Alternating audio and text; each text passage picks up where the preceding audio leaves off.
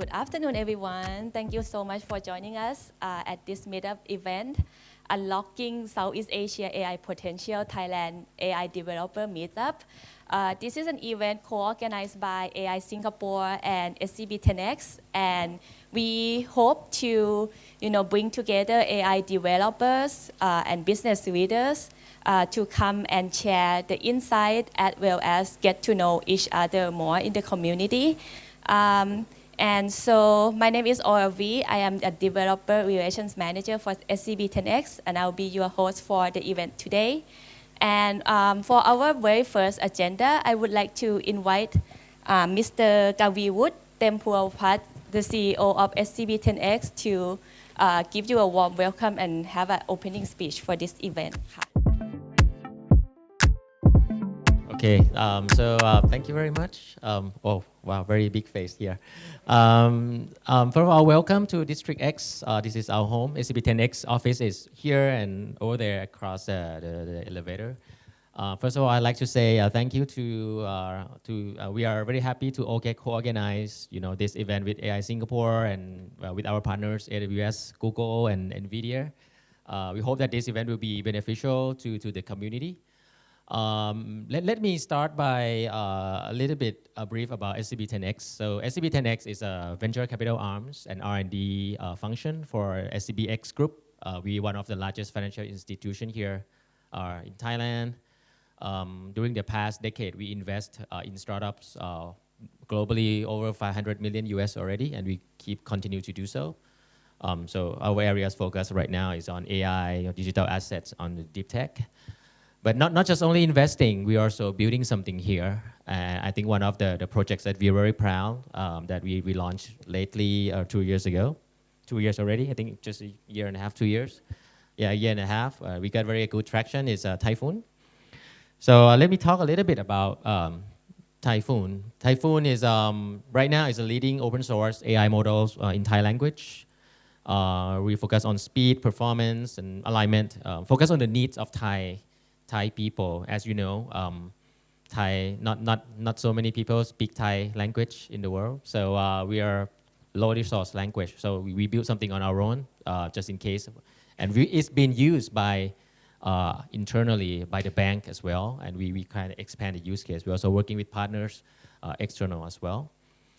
So a little bit about the performance so far and the products. A month, I think 2 months ago, a couple of months ago, we launched a Typhoon OCR. And I think right now the performance in Thai language is pretty good. The accuracy is higher than GPT-4o and the Gemini 2.5 Flash in Thai language. So that is OCR. I think now being used by over 20,000 people in Thailand right now. Next one would be Typhoon Translate, where we try to make it optimized for a small model and can be used in mobile phone, I guess. And the performance itself, I'm not going into the detail, but we focus on Thai language and make it easy, simple for users to use. So the score is pretty good here. But not just only OCR and Translate, we also have a large language model that we launched a number of versions. We build on open source. We start by Mistral, Llama, Gemma. Anything come out open source, we try it. We build the Thai language on top. So we focus on Thai language in a number of benchmarks, and it looks good for us. And now it's being used by many partners. So we're very happy to have this respectable organization. So on the left side, at the top. We work with one of the largest public hospital here, building a chatbot for them, around the administrative chatbot for them, one of the largest public hospital.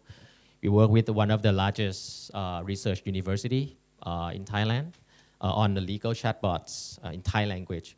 We work with one of the research institute that is very respectable, called TDRI in Thailand, where they do economics forecast and all those. They use Typhoon to scout the data in the web and on the labor market. And lately we work with the Ministry of Education to help creating a bot for students to study PISA, those type of things. So we've been, the Thai food has been used in many use cases in Thailand, both on private and the public sectors right now. And not just only that, we are, as you know, we are very believe in open source. So right now, 30 million API completion, 13K unique users. We have 1.3 million model downloads. We have Discord, 1K members. We also, alongside when we build a model, we also try to publish paper. Right now, SCB 10X late publication, we got a number of them accepted to the A-star, ICLR, ACL conference. So we not just focus on building things, but we also trying to publish the papers as well. So those are the things that we already focus on. And if you guys haven't tried it, I recommend going to opentyphoon.ai. You can access all of these amazing things that we build via API. So as I say, we're starting from text, but right now we are building audio and also vision and OCR, and we hope to launch a new version very soon. And yeah, we are very happy to partner with AI Singapore. We do a co-research, Southeast Asia-wide research collaboration. We have a paper that published in ACL with Sikharin, which we're very proud. We also work with Sea Lions on a number of topics, and we hope many more is coming. So it's not just building things, but also doing research, which is pretty new, I would say, in Thai community or public, private organization like us, that we really invest, and we really believe that that's the only way to build talents and to build a community. So we go for something global standard from day one. So yeah, I think that's pretty much about SCB 10X and what we are doing. We really believe in open source. We think it's gonna, help us drive innovation faster than, closed source. So right now, we are really willing to collaborate with. We are really open to everyone to use Typhoon and give us feedback so we can move forward together. So thank you very much. So much.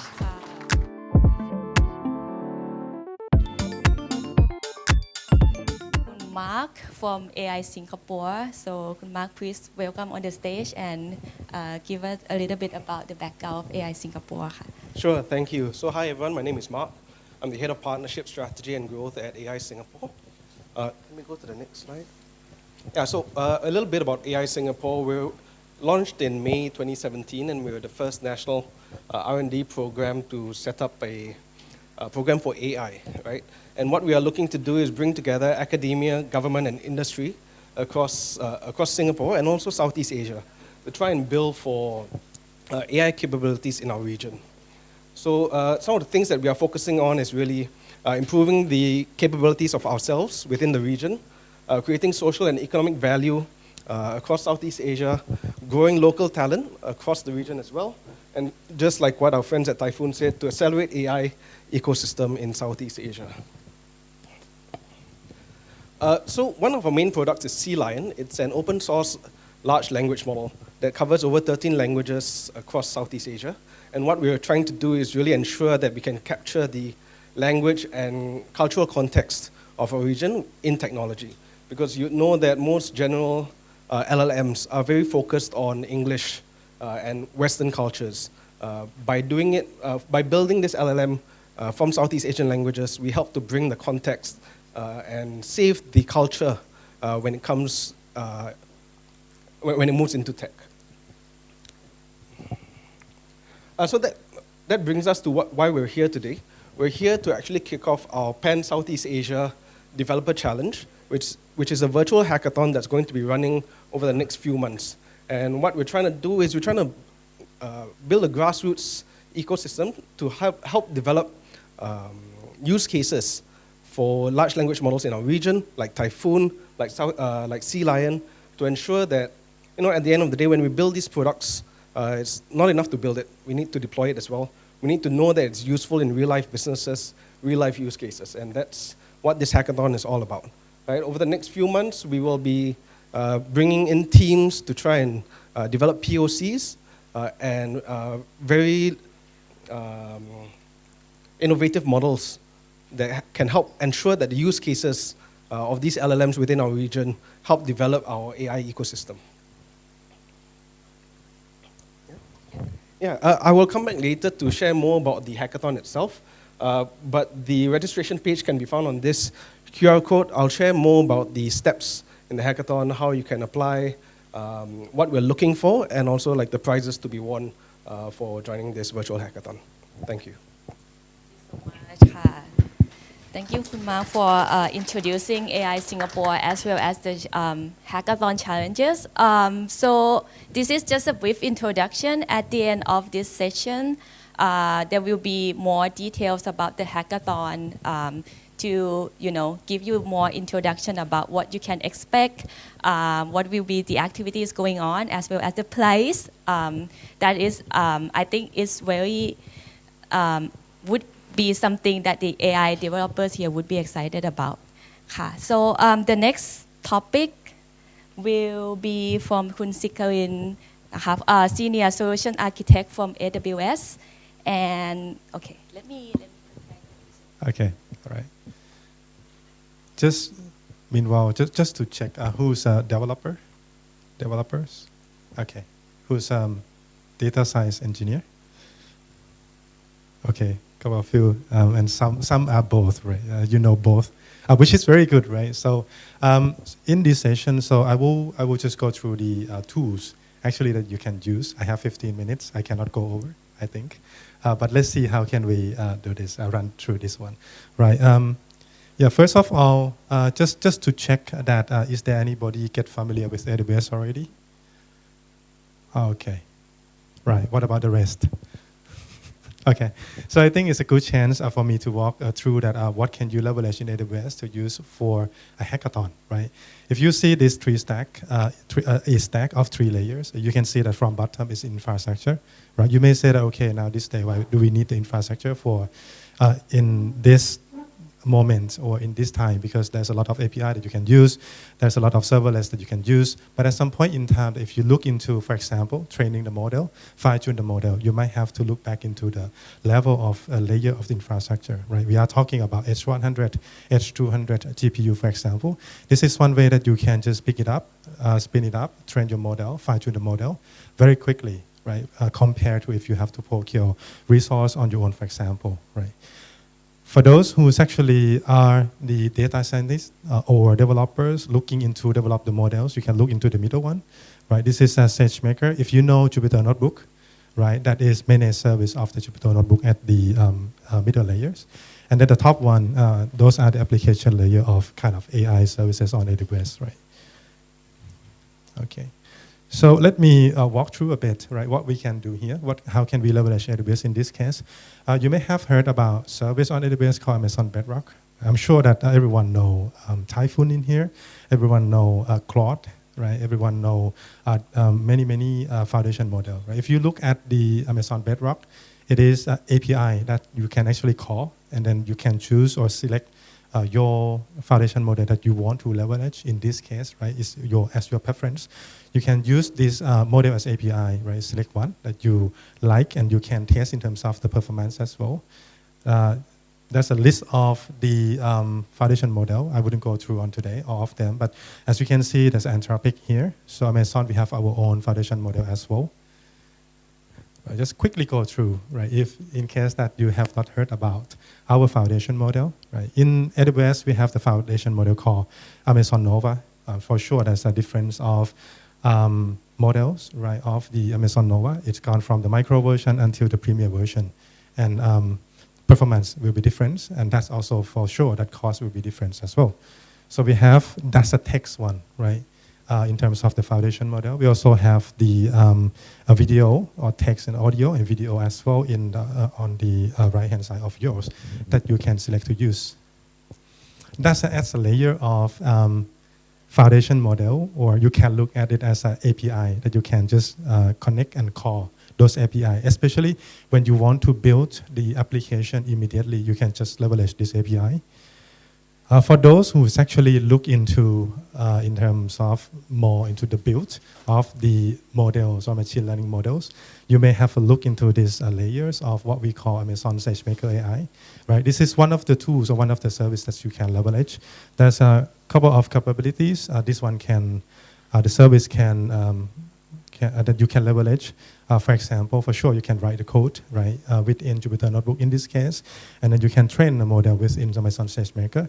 And the most important one, with most of the time, when we develop the model, train the model, and what we need to do is to do the hosting of the foundation model or the model, AI model on into the cloud, right? The SageMaker is the one service that you can actually leverage. And as I mentioned on Amazon Bedrock on the right-hand side earlier, and then Amazon SageMaker on the left-hand side here. So it's actually different perspective that you can look at this, right?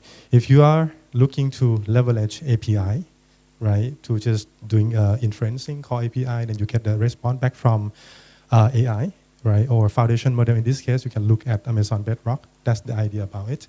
And if you are a developer, want to develop your own model, either it's going to be foundation model, fine-tuning, or even training the model from scratch, you can actually look into Amazon SageMaker AI. That's two different characteristics of the service that you can look at. And the idea here for SageMaker, as I mentioned earlier, right? So you can just go to traditional machine learning that you can do with SageMaker AI service. You can just go for deep learning, and even you can just go for training the foundation model, hosting the foundation model here with SageMaker AI as well. Okay, let me just go through a bit deeper about training, right?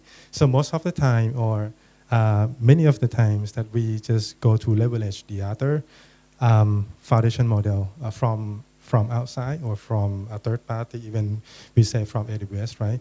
But in case that actually when you look into fine-tune the foundation model, this is the option that you can do on AWS. So I just mentioned that we can leverage Amazon SageMaker service to do that. We can also leverage Amazon SageMaker Hyperpod. You may not familiar with the name, but if you are familiar with the Slurm scheduler or HPC, this is the service you can leverage with, right? The main reason of SageMaker Hyperpod here to be leveraged is because nowadays when you train the model, foundation model, or even the model, right, the big size, large size, you need a lot of resource. You need a lot of GPU to do a training. Then one way you can do is use Amazon SageMaker Hyperpod to do so. The good thing is when we look into this SageMaker service, it's a fully managed service. So in this case, means that you have the data repository, right, to upload your data set in AWS. We call Amazon S3, and then you can just train. Just go through the process of training. At the end of the day, one of the most important process is you can just actually deploy the model right away, right? Most of the time when we run the model through the notebook itself, where do we host the foundation, where do we host the model itself? Where do we host model itself in general? On the Jupyter Notebook, right? And then we just let people do inferencing into Jupyter Notebook, right? In AWS, what you can do, if I go through the process of building the model on AWS, simple 3-step, build, train, deploy. Those process, when we go through, for example, build, you do coding. Train, you just acquire numbers of CPU, GPU to do a training. And then for deployment, right, so you can just select the instance or service on AWS, in this case to deploy your model through SageMaker. Those all three processes are actually in the different deployment. So it means that when you deploy the model, you don't need to be worried that on the same machine you use the code, once you run or train the model, it's going to be interrupt your performance on your Jupyter Notebook, for example. That's the idea. SageMaker Hyperpod, as I mentioned, that you can leverage this service into actually two main scheduler, right? In this case, it will be Slurm. And if you are familiar with Kubernetes, SageMaker Hyperpod also leverage Kubernetes to leverage this service to train foundation model as well, be able to do so. Just a quick one in terms of the training, just to get everyone familiar with what I'm trying to explain, right? So we have the data set on the left-hand side, and then we just bring in the data set into SageMaker. Inside is actually the container, right, with the image. Either it's going to be deep learning image, or just the image that you can use to train a traditional machine learning model as well. After that, you have the model artifacts, and then we use this model artifact to deploy as endpoint. as a managed service for you.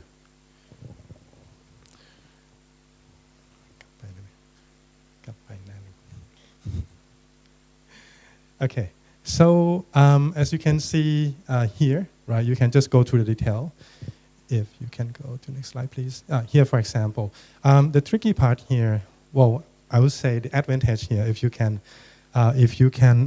notice here, right? So we have the instance. Just forget about the instance first. Let's say that the GPU instance or CPU instance here. When you want to train, so you can just add the updated parameter in terms of instance that you want to use. In this case, you want to use 10, 100,000. This is the place that you can just update the parameter in your code, in your Jupyter notebook, and then you just run this, submit this training job into the cluster. Also, the inference that I just mentioned, there's a couple of approaches that actually you can deploy the model on SageMaker. Real-time inference, serverless inference, asynchronous, and batch transform. Actually, different one have its own purpose, right? If you have large size of the data set, for example, you might need to consider asynchronous inferencing, for example. In this case, you can just select the endpoint and define parameter to say that this will be a synchronous inference parameter for inferencing. If you want to just go into real time, just the text, for example, you can just go for real-time inferencing. Right? The idea here is that there's a couple of approaches you can just use to deploy the model. Either it's going to be real-time or asynchronous, for example.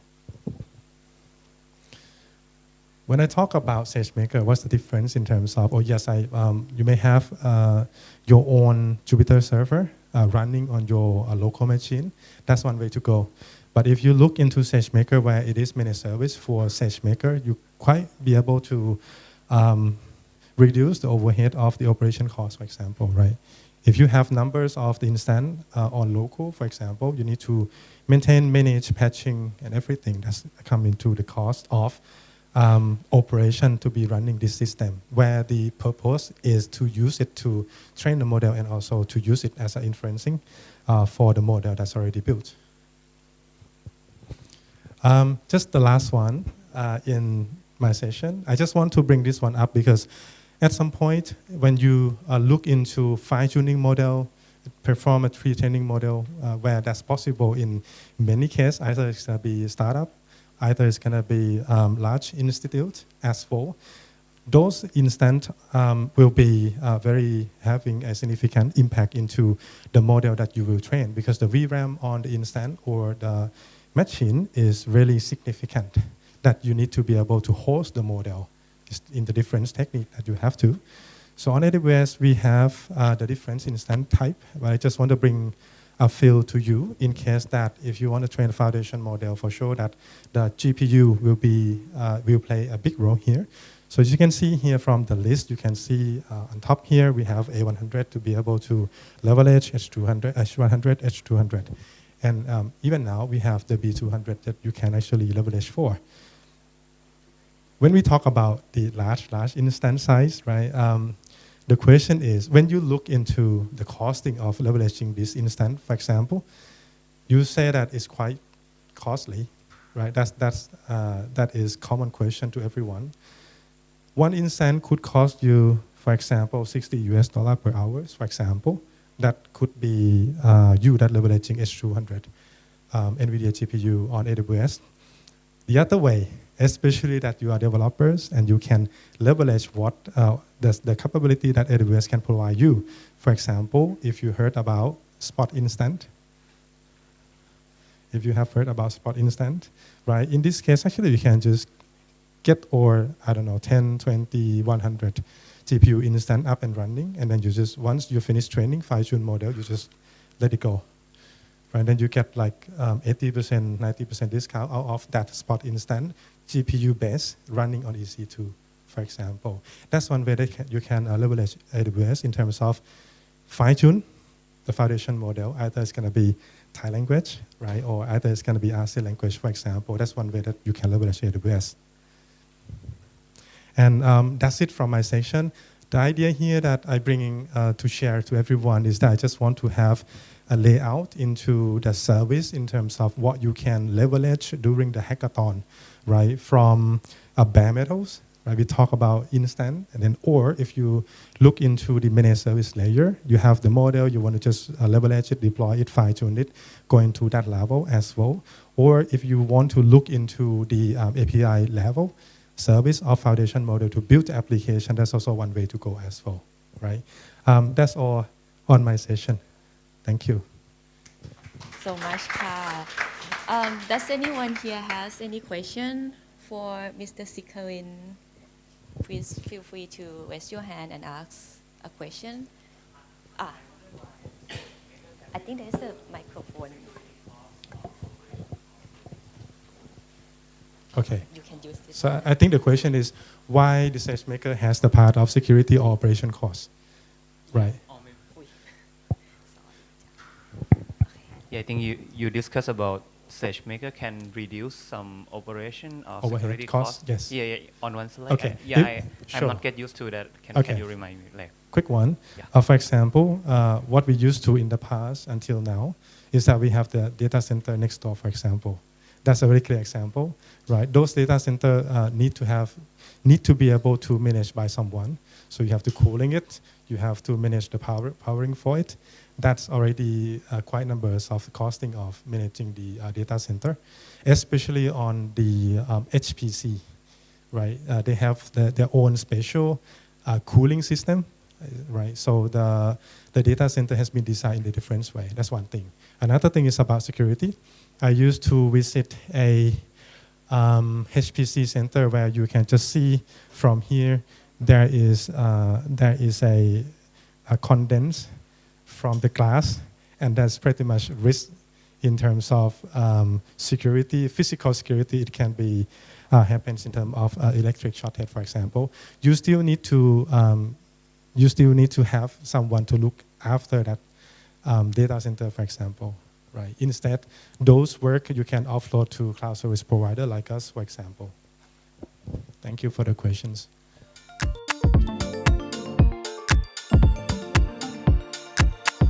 I would like you guys to take some time. If you have any questions for our panelists for today, please feel free to scan this QR code so that you can ask questions in case you don't feel comfortable to raise your hand or anything like that. But if you feel comfortable to raise your hand, I would also encourage you to take a moment to take a question after the panel discussion as well. So maybe let's start with the question.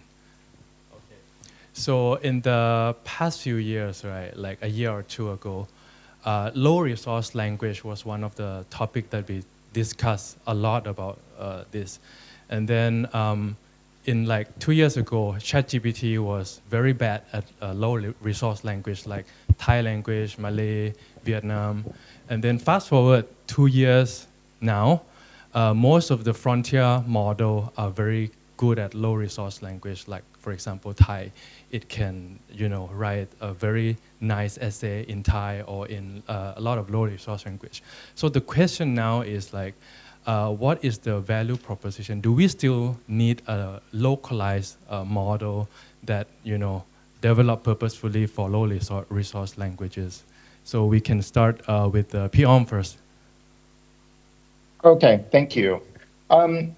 Yeah, I hear this question a lot, and I think the answer comes, for me, the answer is absolutely. And I think it comes in two parts here. The first part is actually just the raw artifacts that come out of this work, right? So the actual models. And I think as the global or frontier research labs push into being able to do better in lower resource, medium resource languages, that doesn't change the fact that they will never be able to do as far as they would in English, right? So I think if we look at the work that Typhoon has been working on, and as we go into the market and look at what the users need, it's not perfectly aligned with what these frontier labs are working on, right? So when we look at the releases we have things like OCR, which continues to be a problem here. We're focusing much more tightly on translation. We're focusing on languages, dialects like Isan. And those are just kind of the kinds of examples that when you go to sort of more localization or hyper-localization around taking a product perspective, I think there's still plenty of room for us to do this work and adapt this technology to the specific needs of the market, right? I think the second half, and I hope I'm not stealing Ajahn Sarana's answer. Maybe I'll just start it. I'll just kick off for him. Is capability, right? I think capability is really important to have within the country, within having the knowledge of the language and the domain and the culture. I think that having a capability within that and combining those two things with the technology and the knowledge, I think is also really critical, right? I think having capability inside the country to be able to engage with this kind of technology is fundamentally really important, fundamentally important for things like our sovereignty, national security. And I think Ajahn Sarana was the one who had said to me, one of the fundamental things we want to do is be able to, we want to complement the global models. And we want to approach these conversations as peers rather than just users. Okay, thank you, Pyom. Jiang, do you have any comments? Yeah. Thank you, Kasima, for that. I'll add on a little bit to the second point, right? With the caveat that ever since the advent of ChatGPT until now, we still see a lot of papers that talk about how all the best performing models out there, they are still very English centric. There's still a lot of bias. Maybe the output is, it looks good and everything, right? But there's still a lot of inherent biases that if you really were to scrutinize the output, you will see that like, oh, this is not quite culturally accurate, so on and so forth. So if you're looking to build a product and you want it to be deemed safe in the local context, you want it to be deemed like actually informative but still accurate in the local context, it's still better to go with localized models, right? So for example, if you have something like sea lion or typhoon, right, that's for a region or for a particular language or culture, then you actually are able to better control the behavior, the output of such models, right? And in such situations, it's actually a lot easier for people to work with the product to actually build something for their particular use case. Because if someone comes in and says like, well, I want to build something that's for not only just for Thai, but also all of the regional languages in Thailand, sure, maybe you can use like GPT-4 or you can use Gemini and all of that, and it won't get you very far. But if you want to really squeeze out every last drop of performance, you still probably would want to have something that's more localized, right? Yeah. So there are still gaps in the cultural nuance and some bias that can be improved on this localized model. What's your thought, Ajahn Sarana? So one thing we must not forget is that all of these technologies are based on pattern recognition, right? And all these great models, they cannot recognize the pattern that it hasn't seen during training. Okay, so the ability to control the data that goes in, how it's aligned with our culture, that's still very important.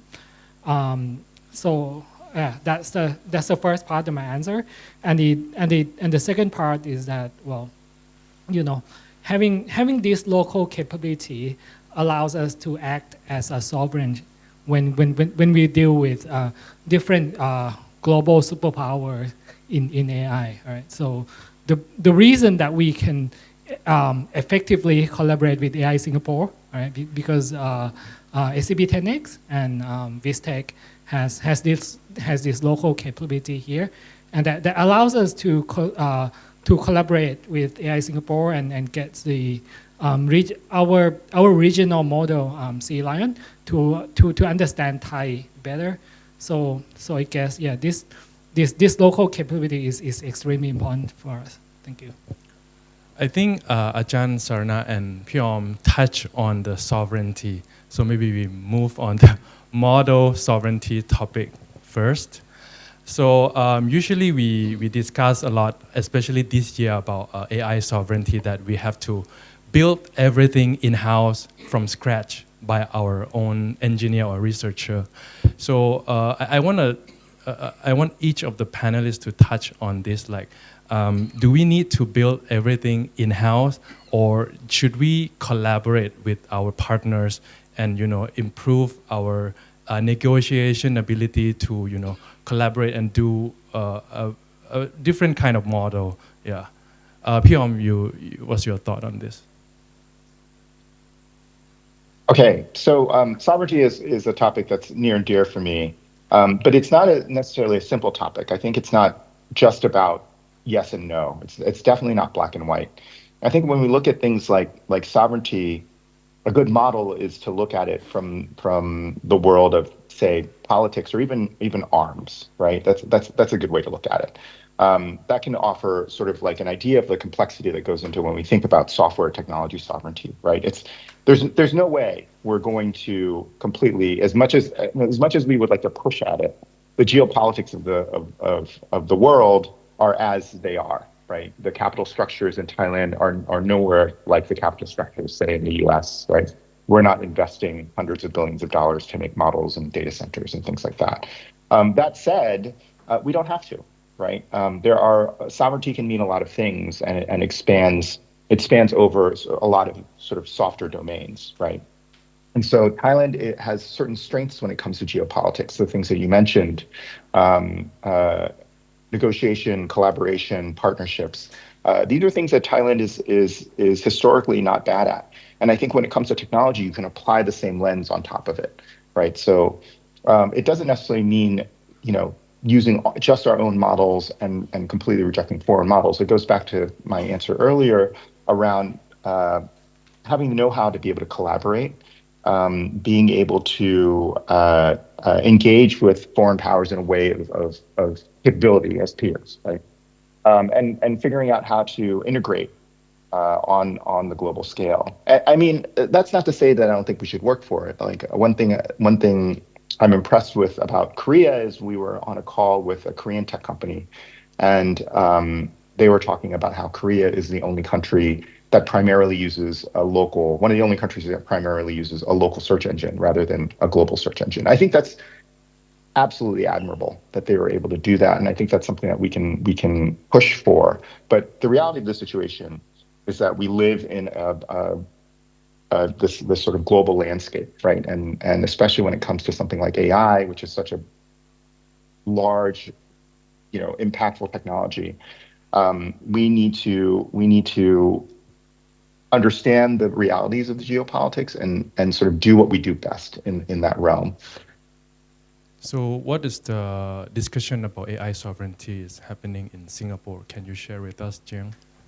Yeah, so AI Singapore is government funded, right? So everything that we do, we open source as much as we can, right? Depends on who we work with. And the reason we want to open source everything is so that it becomes a lot easier for people to want to work with us, right? Because they know what goes into our models, they know how we train the models, they know exactly what they're getting into, right? And when people work with us, we learn from each other. So for us, there's a lot of things that we are still trying to figure out, we're still trying to experiment. That's part of capability building, right? Like what Prof. Sarana and Kasima have brought up. And the other part is we are not only doing capability building for Singapore, but also helping to foster the entire C region and beyond, right? In terms of capability building. So one of the things that we hope this achieves is that it really uplifts the C region in a way that, yes, you improve the representation in terms of data and everything, but you also improve the representation in terms of telling other people, the big players out there, that hey, actually there are people in the region who are able to do these things as well. You can work with us. We can work together as equals, to figure out how to have the really big players out there really still be able to make use of localized models or work with local researchers in collaborative ways that are mutually beneficial. Like, for example, AI Singapore works with Google, AWS, and many others, right? And this can be a relationship that is collaborative, and we can complement each other, right? It doesn't always have to be about competition. I think that's one of the big themes in the C region in general. Like, we really we want to be able to work with as many people as we can, right? As equals. Sarana. Yeah, I think it's a really, really big concept, and it means a lot of things for a lot of people. For example, if you ask Jensen Huang, he would go like, well, every country should build a model from scratch, all right? but why do we stop there? Why don't we go like one thumb on one model, right? So but for researchers like me, we want a strong starting point to to build upon. So I would say that a model like Sea Lion or Typhoon that has been properly localized and nice to build something on top, and that's a boon for us, right? In terms of sovereignty, when you think about how let's just give you a very close example, all right? Is ASEAN, yeah. Every nation in ASEAN maintains a certain level of autonomy, right? But we come here to we come together to contribute, to co-contribute on something. I think Sea Lion is a good example of how ASEAN is supposed to work. All right, like researchers from different countries come in and contribute for like common goal, which is our regional model. Yeah, and every single member state decides how much they want to contribute, and they get back from what they contribute by having a model that understands their language better. So I think AI sovereignty in this context is how we decide to contribute, and how we come together as a block of nations to build something, and then to collectively negotiate with AI global superpower for a better deal for us all. Yeah, thank you. Yeah, I think each of you have a very unique insight into this, and then I think we can conclude that we thrive better by collaborating with our partners. So once we already have the model, next topic is evaluation. I think evaluation is one of the the most difficult part to do for the AI model. Newer model came up like every week, like Alibaba, they publish their own model. Gemma, they have their own model. So all these models perform very well on the benchmark, but a lot of developers here, once we adopt and then deploy the model, the result is not as good as expected. So how should we, move forward with the evaluation part? Like how much can we rely on the benchmark? And do we need to build our own benchmark for different kind of tasks? For example, if I'm building a chatbot, do I need to have like a chatbot benchmark? Or if I build a different kind of agent, like a customer service agent, do I need a different data set to do a benchmark on that? What do you think, Pion? Absolutely. I think coming from a product and engineering perspective, you're the one, if you're building a new product, you're the one hopefully that understands the domain best. You certainly understand the domain hopefully better than the module developer. And so even for us, right? And so I was listening to an interview with Mikey Krieger, who is the chief product officer for OpenAI. And he was saying the new work of a product manager in the world of AI products is evaluations. That's what you're doing. You're building evaluation suites, right? And that's the output that you should be doing as a product manager on a specific product. You should be building these evaluation suites and going through and iterating on those along with perhaps the prompts, the models you use to actually understand whether these models actually perform better on the specific tasks that you want it to perform for your specific product, right? That's a very micro view of things. I think the evaluations that we see out in the world, sort of the academic evaluations or the general evaluations that people seem to be competing on are kind of a starting point, right? They're really an indicator. They're certainly important for model developers to understand which way they're going and what's working. But when it comes down to actually building product, I think the evaluations are the new test suites of the AI world, right? There are all these really fascinating evaluation frameworks, and really that's part of the assets that you're building. Maybe a very important part of the assets that you're building when you're building a new piece of software. Okay, I think many people are also using a model from Sea Lion. Have you got any feedback? Like how, Jiang, do you have any feedback on how do you suggest people to do evaluation on this model? Yeah, so for us, Sea Lion as developers, right, it's difficult for us to know what exactly people want to do with the model, partly because it's open source, right? So really, literally, you could take it and use it. We don't have to know about it, right? But at the same time, depending on the use case that you have in mind, our model might not right off the bat, off the shelf, I mean, be the best for what you want it to do, right? So even though in the development of Sea Lion, we have the Sea Helm evaluation suite, which currently supports a few of the Sea languages like Thai, Filipino, Vietnamese, Indonesian, Tamil. The truth of the matter is, even as we try to achieve as much diversity in terms of languages and tasks as possible, it's just as Kasima said, it's really just giving you a general indicator first to kind of let you decide, like, well, okay, of the models that I'm thinking of, which one generally seems more multilingual, or which one seems to be kind of better, or at least okay, for example, for translation from like English to Thai, or like, you know, from English to Filipino or something. And that can be a starting point, but at the end of the day, it's still important to have your own kind of benchmark. It doesn't always have to be very elaborate, right? Because we have people who tried our model and they came back to us and they told us like, well, you know, we tried running this small little test suite and we found that actually it's not that great. And it's good for us to know because we can know like, okay, where are the gaps in performance, right? That's not being captured on Sea Helm, for example.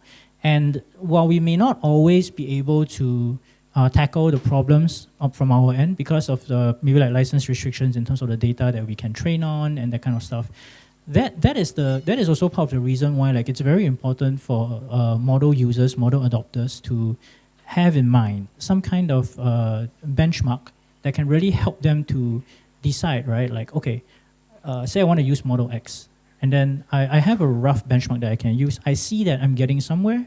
How do I go the last mile, right? And then, you know, if it happens to be an open source model and the developers are open to working with you, like, you know, AI Singapore is very open to working with people who come to us with use cases, then we can co-develop something. But it will be very difficult for, at least from the AISG standpoint, right? It's very difficult for us to be able to imagine exactly what kind of use case you have and be able to customize something for you in that sense. Because we are trying to build something that is more general, it really falls back to the people who want to use them to have an idea about what do I want to use the model for? What is good, right? In my view, what is good performance? What is satisfactory, right? We can't really be the ones to decide that. Yep. So let's step back a bit. All right. Before the foundation model era, application-specific eval is nothing new. All right. We used to carve out 10 or 20% of our training data for evaluation. Okay. If that's the burden, if that's the remaining burden that you want to accept, then you know. There are like best practices that you can use to create your test set, right? But of course we don't want that, yeah. Like 10K samples on top of 40K samples. That's understandable, all right? That's a I would say a fair overhead, but 10K samples on top of 0 samples, that's infinitely huge, yeah. So in a certain way, we wanna kind of like free ourselves from the burden of creating test sets as well. So you know that's doable with the current technologies, and we start to see automated benchmarks coming out. All right, So I have to say that, well, you know, like, let's say it used to take 10 months to build an AI app, right? Now we measure in weeks. So, you know, and the bottleneck becomes evaluation. So you know, the question is about, you know, not making data creation the bottleneck. Yeah. So So I have to say that, well, pay attention to, automated data set creation techniques and all these things is going to help you with evaluation as well. Thank you. Yeah, I think so. You have to be the one who knows about your product best, and then you have to be the one to curate the benchmark and the evaluation data set. So along this line on the product, I think everyone could agree on like Gen AI and the trust issue. Like, I think there's a phrase that people say like trust is the new user experience. If user doesn't trust that the system would perform well, then there's no adoption. So how can we, create a framework that guardrail the system, make sure that the system would work and function in a way that we expect? How can we make a product that the user can trust that it will perform as expected? พี่ออมครับ So I might take a different tack on this and take a step back here, in that these systems work differently than what we're accustomed to from software in a previous era, right? These are ultimately, as Ajahn Sarana was saying, they're sort of pattern recognition, pattern generation systems, and they're statistical on some level, right? And so they're not as deterministic as what we've come to expect from software. And I think that's part of the thing that's really exciting about it, and the thing that offers these unique characteristics. But also, it's something that I think we need to learn to adapt to, right? And so I think we might be heading down the wrong road to try to say we want it to function exactly like the deterministic software that we used to do, right? Because it's fundamentally different. And I think that part of that is maybe retraining people, or giving room for people to sort of evolve and get used to this technology in a way that they understand that how these systems behave, right? At some point maybe before the internet, software you would get came from, known sources, and you could say, okay, this is what was coming out of what's on my screen. I can engage with it in this level of trust and veracity, right? And then the internet came, and people needed to understand that anyone could write stuff and put it on the internet. And so that changes your relationship with the data that you're seeing on your screen. But that took time for people to sort of understand that was a transition on how that technology worked. I think AI is sort of the same way, right? And there are things we can do for it. I think we can offer new ways to interact with it. And so I do agree with the UX part, but I think that maybe the UX should lead people in understanding that these systems are ultimately on some level fallible, right? And I think working in user interfaces that sort of incorporate that, things like allowing to have the human in the loop, or as Andre Karpathy would say, having a slider for automation. I think those are the kinds of things that you can start working with these tools sort of fundamentally in how they're designed to work, or they're built to work, and do it in a way that also, can on some level educate the user, right, on how these things function.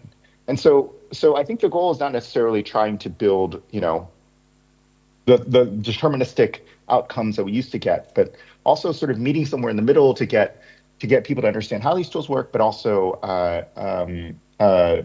getting them towards that in a way that benefits people on their day-to-day use.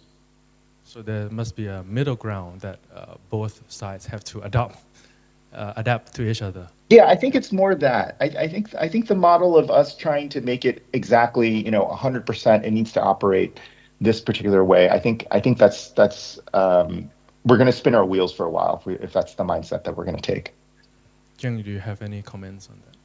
Yeah, so it's actually something that we've also struggled with a lot, right? Because actually, for a naive user, I should say, they might expect that any chatbot that's sufficiently powerful will just be able to do exactly whatever they want, and then never ever say anything that they don't want it to say, which is not the case, right? Not even humans work like that. So the question here then is like, why is it that, how do we get to a state where people kind of like expect the models, rudimentary as they are, to be able to do everything and be able to always know like, oh, I have to stay away from this topic. I can't say this, I can't say that. But the model may not actually understand their local context, especially if you try to interact with it in a local language, right? Like Thai, Filipino, and so on. And then, so that's the part on the public perception and the public understanding of how models work. But from a developer's point of view, it is also important to remember that, yes, while you have trained your model to do pattern recognition, the pattern remains somewhat static, or whereas language and culture changes pretty drastically over time, right? The longer the time horizon, the more you're going to see that there's been a huge shift in terms of the cultural, what's culturally acceptable, what's socially acceptable, how people use the language and so on. Especially with social media and the internet, things change very, very quickly. But it's not tenable, I think, to always keep retraining your models with newer and newer data. I think it does make sense to say that there's a cutoff point for knowledge, right? Maybe you just update every year or every half a year or something, depends. But one important part that we probably do want to always iterate on would be the guardrails. So we have to remember that for the user, the model, what they see is just the basically like the user interface. They type in a prompt and they get a response. But behind that user interface, there's a lot that's hiding behind that. You have your prompt guard, you have like your llama guard, or even experimentally we released the C-guard, C-guard V1, right? It's very experimental. And the reason I bring this up is because like you have to remember that actually what is underlying your user interface is an entire system. That could be like a lot of small models that actually moderate the final output, right? To make it something that is hopefully more acceptable to the user.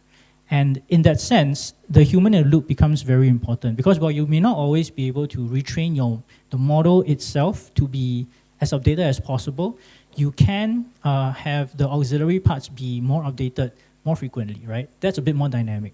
So I bring up CGUT because for us, we think that something that works for English may not necessarily work for other languages. So if you want something that can support the C region, we have Sea Lion, sure, but we still need something that can attend to the cultural sensitivities and the linguistic sensitivities of the region, which is why you need like a guard model that is more attuned to the needs of the region as well. And then because this is something that is meant to kind of like be auxiliary to, or be auxiliary to a part of an entire system, it's something that you can hopefully be able to update more often, right? So definitely users should be cognizant of what models can and cannot do, but it is also a bit of a double-edged sword, right? Because people can abuse the model even better if they know how it really works. So then the guard becomes even more important in that sense. I think that's the more reason that we need a localized model, especially for the guarding, right? That the model that knows the localized context and know how to guard it. So I think we don't have a trust problem in the sense that people don't trust AI. Now I think we do have the opposite problem, all right? Like people are over optimistic about AI. For example, when you see a demo, all right, of something and you kind of like generalize that capability to other things as well. And this comes from the fact that a machine learning system and human generalize knowledge differently. Right? And this is something that we have to educate people. Right? And one of the things that's gonna help reduce risk from over trusting AI is to study the out of distribution behavior of AI models. Right? For a lot of times, okay, if you allow a model to overfit the training data, it will perform well in distribution, and it will perform poorly when it when it has when it gets input that hasn't seen the pattern before. So basically, I think we in this case we probably need some kind of machine learning algorithm that can handle out of distribution data better. It may come from causal inference or you know all those techniques that analyzes how features are used in order to make a prediction, explainability, interpretability. These are concepts that's gonna help us understand these learning systems a lot better. So that you know when things fail, we can explain why they fail. All right. So preparing the evaluation data set is also important to make sure the out of distribution data that we have to make sure that it works. Okay, so next maybe we open for a question from the audience. Maybe 1 to 2 questions due to the limited time that we have. Okay.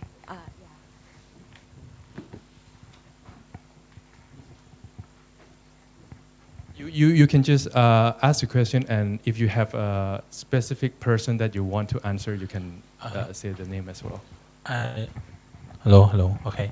I just want to know about first topic about AI sovereignty. About what I want to know I want to get the insight from the experience from you. That's when you train the Thai layer on top of the foundation model. Is its accuracy lost when we generate the output directly from Thai language, or it will be better to generate the output from the base model and translate to Thai language later? What's your opinion on this?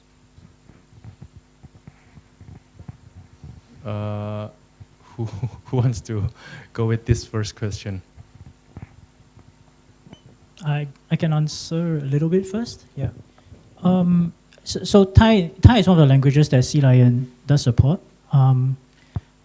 Actually, this is also something that people always challenge us, right? Like, if it's a problem of the model not being as performant in your C languages as compared to the English, why not just have it output in English first, then just translate it over to those other languages? The problem is translation is not always an easy task. Even and we say this because we've had some experiences with this as well, right? If you get 10 different professional translators to translate a piece of text, they will give you 10 different answers, and they will never agree on what the right one should be.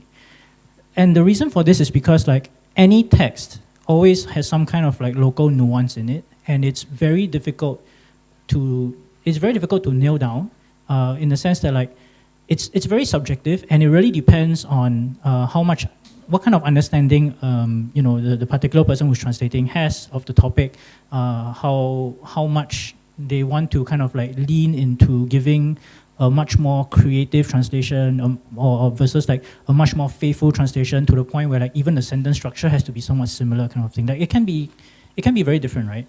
And it's a difficult problem to tackle. Whereas if you let a model generate in the language, it's not that it may not necessarily be better in a sense, but the hope is that at some point in time you will be able to have the generation in the native language reach a stage where people can say, wow, this is actually a really good answer. It's very natural, it's very native-like, and it's quite informative. I like it, right? And then that kind of sets the direction for how you can then improve further based on the generation in that language, right? You can then try to tune further for the model's behavior based on like what you already know that it can do in the language versus like, okay, all it has to do is just translate over from English, right? It's kind of different, yeah. Thank you. Can we have one more question?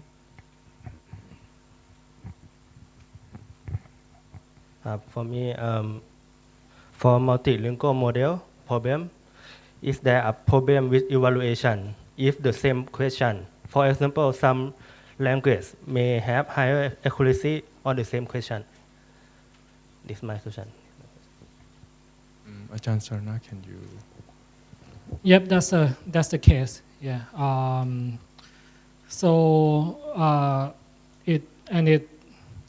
This is evident for the entire pipeline. Let's say if you use RAG, right?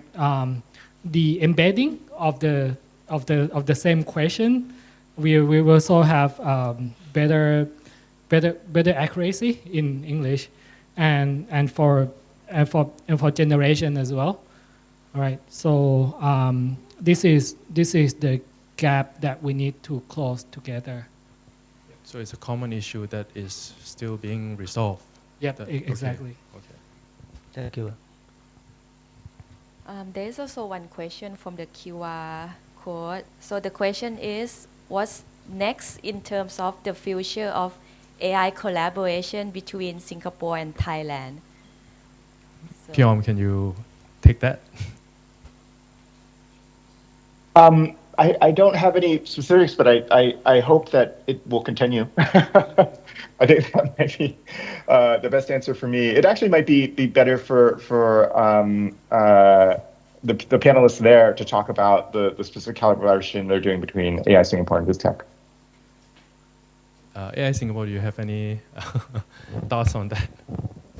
Yeah, I think we are still continuing to build models that will be, supporting the C region, right? But we don't want to do it alone. We never want to do it alone. So we always want to be able to work with, the brilliant minds over at SCB 10X or VISTEC.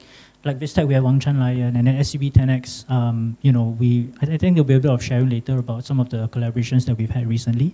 And there's a lot of stuff that is just starting out, right? I think like the reality is that while the Western world has made a lot of leaps and strides in terms of like AI development, there's a lot that we here in the Southeast Asian region still need to kind of catch up on. But I think we have an advantage in a sense that everybody is very open to collaboration. Everybody is really very willing to come together to do good work, right? And for us, that's what we really want to see.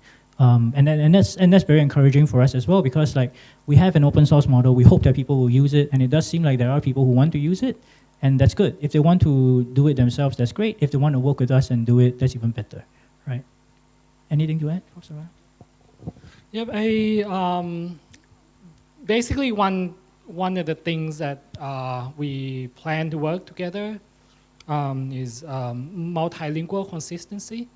Yeah, I think that's a huge issue, and that's related to the question that you just asked as well. Let's think of it this way, all right? When you learn to become a doctor in Thailand, okay? Let's say you move to the U.S. You just gain the fluency in English, and you probably need to do to retake some exams and stuff, but you don't have to go through the entire medical degree to be qualified to work as a doctor in another country. All right. At this moment, that's not quite how language models work. Okay, and that's why we see the multilingual performance gaps right now. So we want to build a benchmark that allows us to probe into the learning mechanism, how AI models generalizes the knowledge across different languages, so that we can be more economical in terms of the training data when we want to add a new language into the mix. Okay, thank you all. I think we ran over time on our session a little bit. So if you have any other question, I think two of the panelists here will be here, and then you can ask further question after the session. So we go ahead to the next session. I think we can still have like one more question. Oh, okay. We have one more question. So I think let's talk about one of the most hot topic of this year, which is agent, I think many of us are doing the agent of whatever application of you, right? So there are several important components for the agent, such as the reasoning ability, that the agent should be able to reason what step that they have to do. Second is the ability to function call. Once they reason and then they know what to do, they have to call a correct tool to use. And lastly, memory. Like the agent should have a sufficient and robust memory to remember what it has done and then what to do next. So I want the panelists to give us maybe some just a thought that what do you think are these components sufficient, or do you think there are other components that are important for the agent? Start with P. Om. When I think about the problem of agents and think through like this, I think about deploying software into production, and you know, you want these agents to operate in the real world, and when you're working in production, one of the things you learn is that getting the software to work is like 10% of actually getting it deployed or getting it functioning in the real world.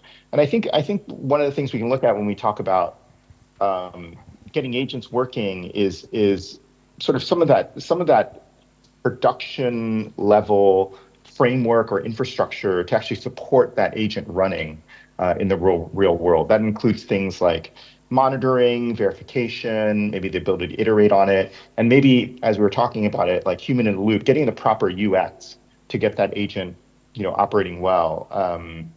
You know, like I was saying, these things are going to be fallible systems for a while, and we need a way for us to verify what it's going to take action on or how we want it to move forward. And I think a lot of that stuff is sort of the next big hunk of work when we talk about getting these agents deployed. I think getting stuck to sort of one path through a single task, I think that we're probably right around there. But actually getting these running, you know, over and over and consistently sort of in a production context, I think there's a significant amount of lift to do. And I think that's just a matter of sort of developing this technology forward. And I think a lot of those things are going to come into play perhaps this year. Okay, thank you so much, Kapi Om. I think we have to move to the next session now due to the limited time. So if you have any other question, you can ask the other two panelists here. So let's move to the next session. Okay, thank you so much. Thank you, Kapi Om. Thank you, everyone.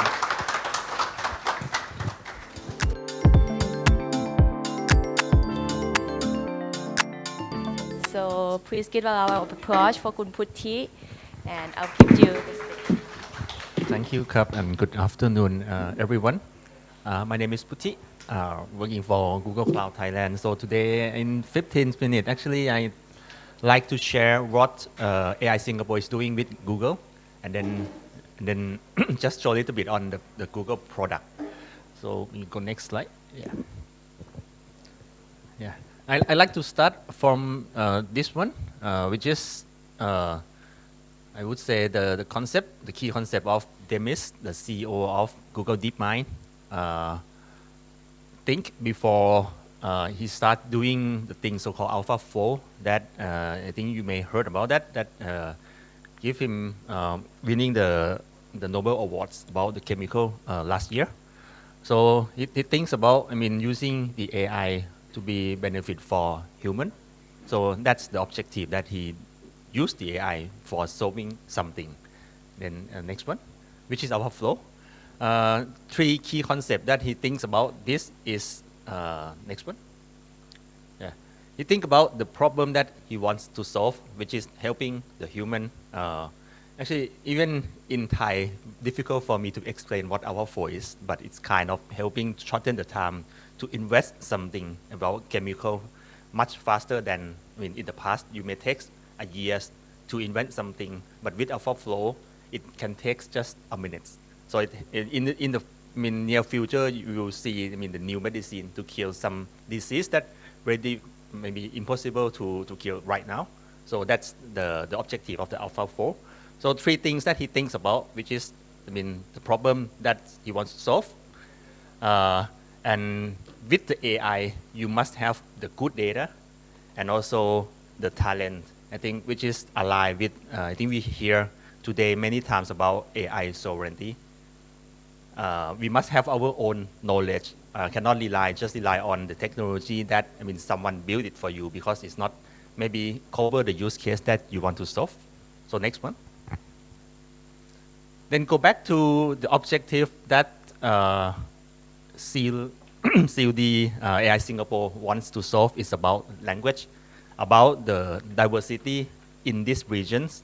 So they want to solve the problem about the diversity in Southeast Asia, which is contains about, I just know from when I see this slide, 1,200 languages that they want to solve because of, I mean, the diversity.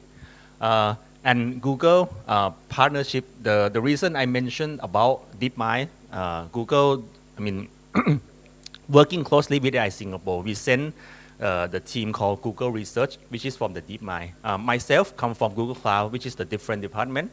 So in this project, it's kind of special project. So it's kind of help you, I mean, attracting you to join this project as well as a hackathon, because you may have the opportunity to work with, I mean, the top researcher from DeepMind, Google. So we work together, try to solve the problem about language together with AI Singapore. Next one. Because we know, another click, we know that most of the knowledge in the world to build the language model right now is English, and less than 1% on the right-hand side. Another click, please. Which is from the local language. So I think it's obviously there will be some, I mean, misunderstanding about the local context. If you tried some model previously, the open source, ask the model about how to do som tam. Some model answer that you need to bring the orange to do som tam, which is, I mean, understandable from just the language. But this is the good example of not understanding, I mean, the culture and the things that it should be. So that's why, I mean, many people want to invest about the local understanding of the local context here.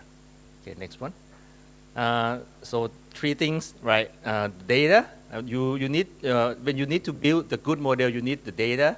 You need someone who developed the model and also understanding the context. Someone who can validate that whether it's aligned with the local context or not. So I think these three things is very important for build the local model. CLD not working alone, not only with Google, they also partner with, I mean, many research organizations around the regions. So bringing more than 20K high quality prompts and spend, I think, 10K hours together to fine tune, to validate the context of the model before putting the model for the training. Yeah. Go to next slide. Yeah. For example, sorry, you might another one. Yeah. It's what Prakel. So the context here, if even you ask the maybe Gemini, ChatGPT, it's not like this. This is the context that I think that the team is looking for. When we put something, it's more personalized, it's more from the experience. It's not the generic one that you can find from the normal model. So with this example, we have, I mean, putting this kind of example for 20K and spending 10K hour to build and put in the Sikharin model together with AI Singapore, Google team, and the research around the ASEAN. Okay, next one. Yeah. We work together, a very large team, to make it more understanding the local context here. And this is the project that I may speak on behalf of AI Singapore that we will launch the aquarium project as well for contribute the data, because we need more data that understand the local context. So everyone have the opportunity to contribute to make the model smarter. Yeah, next one. And I think this is the journey so far, right? And also have some VISTEC to create the Wangshan Lion as well. So it's a part of the journey together with AI Singapore. Okay, next one. I think the panelists mentioned about the see him as well, the way to evaluation. So I think AI Singapore come out with the methodology from Stanford, from what I see, to create the evaluation for the to check, to ranking about the understanding about the context here in ASEAN. Yeah, next one. Yeah, which is some a little bit model on the a little bit detail for the CHEM. Next one.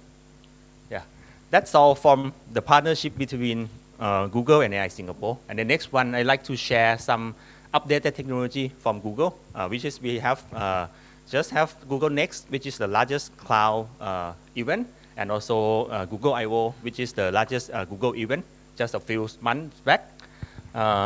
Three things that we are really focused, and some area I think we are leader. We start at first. First is the multimodality and the thinking model.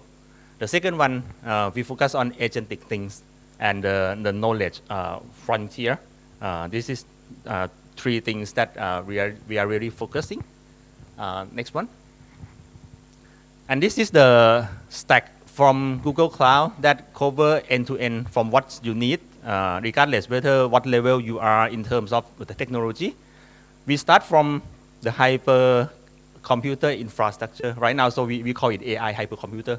Previously in the cloud world, right, we call it like the hyperscaler. Right now we put AI in front, and inside that there are many things that different from the traditional infrastructure that you may see a few years back. There are a lot of things change. The speed, networking, the parallelized system, which is totally different. So you may need to look at the way that AI hypercomputer work. And the above layer is we have the data foundation, which is the unified data platform, and also the model. We have Gemini, and also we have Model Garden. We are not limited to the Gemini model only, because we believe that we don't have like one model that can do best in everything. So we open for any open source model that wants to run on the Model Garden. So it depends on the developer can choose whether they want to go with Gemini, they want to go with some other model, Claude, anything that open source, it can be run smoothly in Google environment. We have Vertex AI, which is the platform. So we have data platform, we have model, and other model as well. We have the platform called Vertex AI that you can build the applications on top of the best-in-class AI infrastructure, best-in-class data application, and also some ready-made application. You may heard about Agent Space, which is like you can bring the search capability of Google into your organization. So it can combine the world knowledge from the search and also your knowledge inside organization, just like SAS. No need to do any coding. Even if you like to do some coding, it also supports some ADK application. You can host your ADK application inside Google Space as well, Agent Space as well. And also some part like AI application, the search that Google do the best. So you can bring search capability programmatically to search your data in your organization. So that's the full stack of the AI stack in Google Cloud right now. And from the latest announcement, right, I'd like to focus on like a Gemini 2.5 fresh, even in the Thai context. There's some evaluation from ONET examination. So Gemini 2.5 fresh can do the best with the cheapest one. So you will see that it's getting cheaper, smarter, faster with Gemini. Okay, next one. And also the model garden that I mentioned, right? There are many models that Google built by ourselves, Gemini, Imagen, Veo, right? But not limited to the model that Google do it by ourselves. We also open for any open source, can run smoothly. Some model you can even run without infrastructure. So we host infrastructure for you. So you just maybe pay by the token. So it's more cheaper, faster, and more flexible for you to use the model. And A2A is the Google try to nominate to build the standard of the way that agents talking each other as a standard protocol. And also we also support MCP, actually, which is the open source that we provide the ADK to support the MCP. So you can develop the model that can call the tool on using MCP by the ADK that Google provides a framework. So this is the things that we just announced in Google Next last few months. Next one, please. Yeah, and this is the principle of the A2A protocol, right? So enterprise ready, we are really focusing on the enterprise market. So I think first, focusing on the multimodality. So that's become the basic requirement for any agent right now. And as we invent A2A, so I think we see that like model, not single model can do everything. Same as not single agent can do everything. So they must talk each other. They may not share the memory each other, so for sensitivity, but they must be able to work together. So that's become A2A. Next one.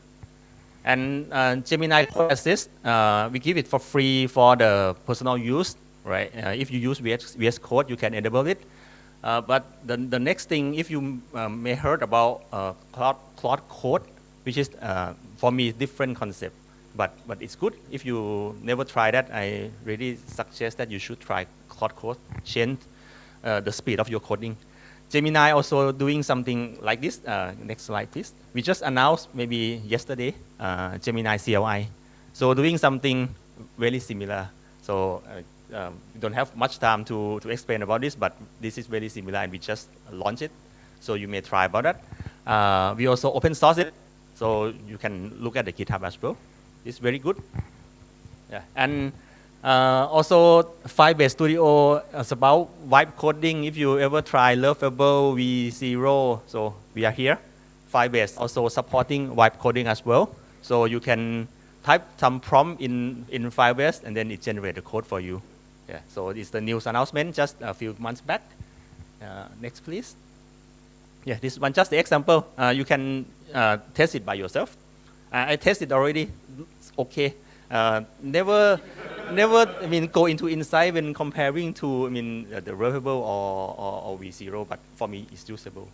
Yeah. For me, when I say usable because I just do the demo. Then I think it's good enough for showing to the customer. Okay, next one, please. And then I think this one you know already. We have Kaggle, right? If you are like a big fan of ML AI, right? So join the community of Kaggle. And next one is Colab. I think everyone know this. We allow to use the free TPU, sometimes GPU as well. So you can play around with our Colab. These are free tools. Yeah. And the last one, I'd like to thank AI Singapore to having me here. And thank you for the partnership that we work together in Singapore. Okay, thank you. Hello. Okay. I'm a heavy local user of a Gemma model. I'm not a Gemini model, but I download Gemma model to use in my local machine.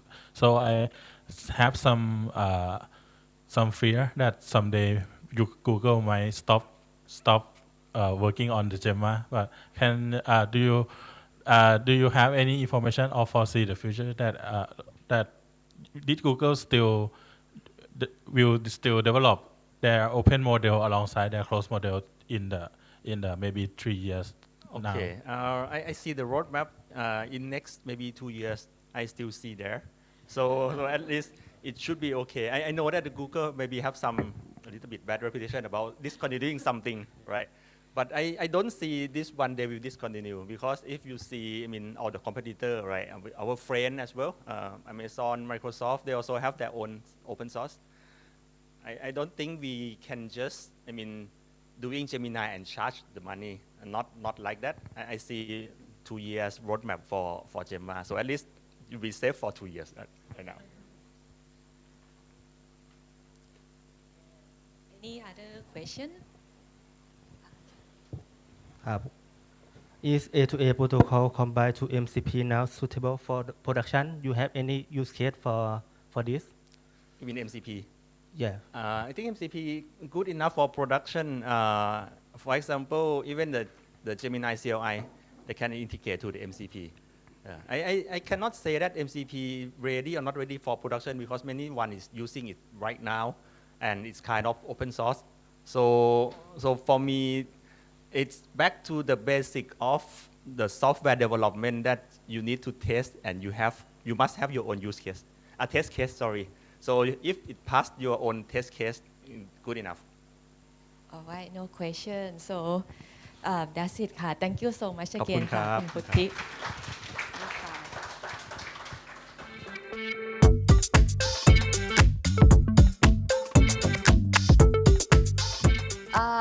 and it's now come to our last session with the more detailed introduction of Japan Southeast Asia AI Developer Challenge.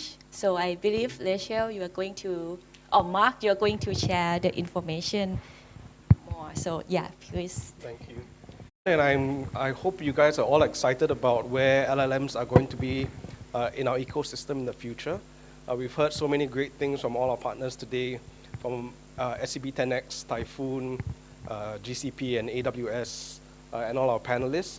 So I hope that brings a lot of interest into building LLMs for our region in this next stage that we're all going to be going through.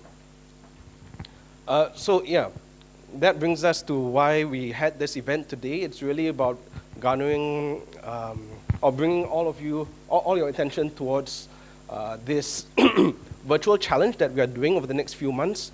We want you guys to help us build use cases for LLMs that have been developed in our region for our region. For participants' eligibility, this is a very basic one. We need you guys to be at least 18 years of age. You'll form teams of 2 to 4 members, and participants may only be in one team when you apply. Right, so why join?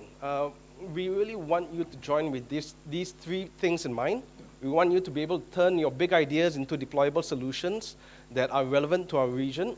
We want you to be able to build with Southeast Asia's optimized tools. You've heard so many things about them during today's session. And third is really to learn from the best and get discovered. So this virtual challenge is really about bringing your ideas and letting yourselves get heard by a lot of our sponsors that we have supporting this virtual challenge.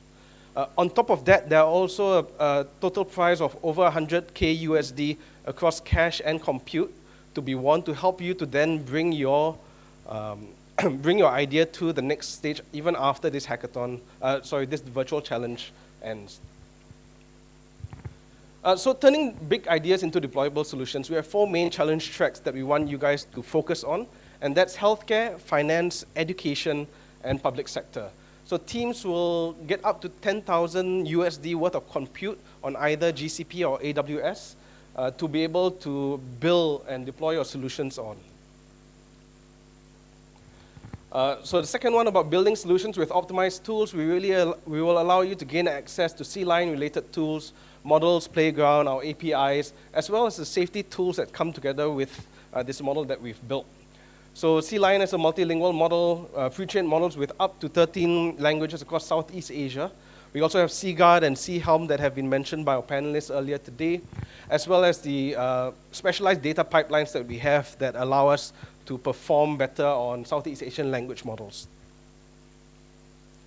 And thirdly, the learn from the best and be discovered. We have many sponsors, as you can see, AWS, Google, NVIDIA, Vin University, Granite Asia, Typhoon, SCB 10X, and many more that are in our support function for this virtual challenge. You'll get hands-on membership, mentorship, and technical workshops from many of these sponsors throughout the challenge itself. So how does the challenge structure look like? You'll be able to find this information on our website through the QR codes that you can see in front of you. But at the same time, I'll just go through briefly what you will be expecting. So there'll be 2 main rounds, round 1 and round 2. Round 1 is more about ideation, and it's broken down into A and B. So A is about our proposal submission. You'll be required to submit a proposal of up to 2 pages long, identifying the problem and the LLM-related solution that you want to build in one of the tracks that we've mentioned. The top 100 proposals will be chosen, and that will proceed you to round 1B, where you will build a website-based POC to demonstrate your idea and the feasibility of how it can apply to our region. From there, 50 teams will then be selected to move to round 2, where you will develop and deploy your solution on the either AWS or GCP platform with the compute that we mentioned before. And from there, in round 2, we will look at a number of finalists that will then proceed to win the prizes, and also allow you to have a platform to demonstrate your solution at AI MX 2025 at the end of this year. Right, the timelines are here.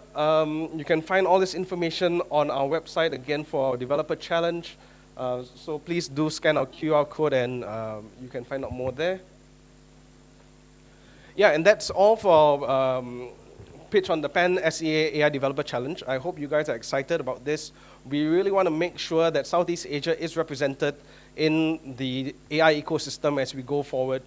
And you guys will all be a great contribution to that by joining this developer challenge and bringing your ideas to the forefront of the AI community.